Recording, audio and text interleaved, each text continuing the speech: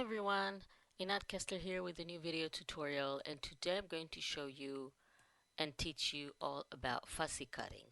I had some requests from you to show you how I do my fussy cutting and to give you some really great tips on it. So this is the shape that I want to cut.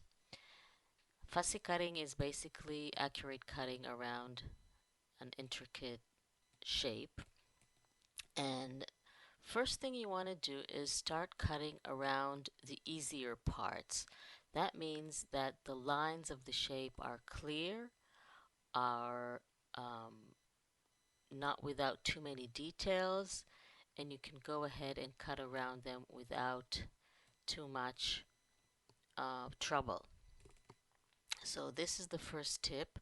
Go around the more straight and more easy lines around the shape. The second tip is to use the right scissors. You need small scissors with a really fine tip, not big scissors that will be hard to maneuver. So instinctively you take your scissors and you cut around the shape and you move the scissors like you see me do here. That is wrong. What you need to do is move the paper and not the scissor. You see how I move the paper with my left hand while I'm cutting. So I'm not moving the scissors, I'm moving the paper according to where I need to cut. You want to cut right along the line. You don't want any little white margins to remain on the paper. And you want to work with the center of the scissor blades like here. And when you reach a more complicated area, just go around it and we're going to come back to it later. So don't cut with the tip, cut with the center of the blade. Move the paper as you cut and go along the lines of the shape.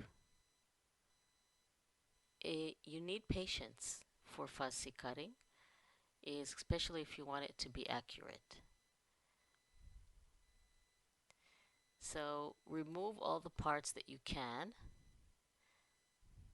and you see now you can go ahead and cut where the shape is on the right side of your scissors like this. This makes things a little bit more difficult.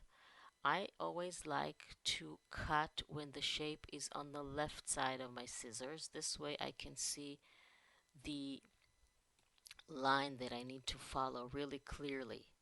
So another tip for you is to always cut when the shape is on the left side of your scissors, not your right side of the scissors. Okay, so now we have cut all along the lines that are clear, and we're going to start going inside the shape like this, where you have more problem areas. If you need to turn like this, that is why you need smaller scissors. So if you have turns and really difficult areas, you can remove or maneuver the scissors exactly where you need them. So now the scarf is cut as well. All we need now is the end of the scarf and the tree. So these are the shapes where you have lots of details. So what you're going to do here is use the tip of your scissors to cut in between the hairs, the end of the scarf where you have little tiny pieces that you need to cut in between. Sorry, I'm out of frame. I have to see what I'm doing. So I've used the tip to cut in between. Now for the tree, it will be really difficult to cut through all those little leaves. So in this case, what I'm doing is I'm cutting around the tree, leaving a little white margin like I told you not to do before, but in this case it helps the cutting. So by leaving a white margin around the shape, you can make the fussy cutting a little bit easier because you don't have to really follow all the lines of all the little leaves. So you basically cut in a more general cut. You see, on the left side, you still have the angles of the leaves, but you don't go all the way inside. And this way, it becomes slightly easier to cut. And don't forget to keep cutting with the center of your blade and move the paper. That is the most important thing. If you need to use the tip of your scissors for very tiny cuts, then you can do that as well. And work in stages, work in areas. Cut the easy areas first and then go into the more difficult areas and just continue until you're done. It takes time, it takes patience, but I think the result is worth it because at the end you have a really cool shape that you can, or image that you can add to whatever project you're working on. So I think my shape is, the image is almost fully cut.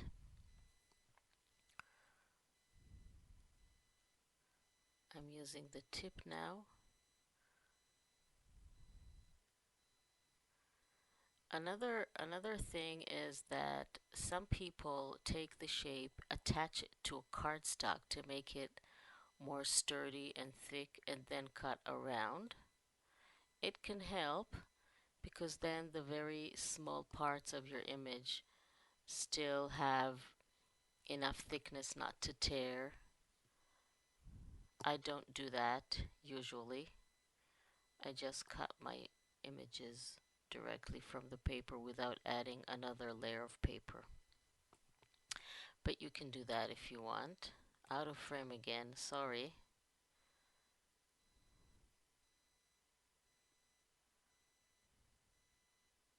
So you see that there's this edge of the branch of the tree that need to go around, but since it's so thin, I'm leaving a white margin around it. Otherwise it will be too delicate and it will tear.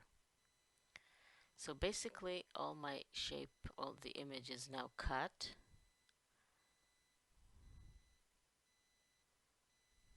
And I hope that this was helpful.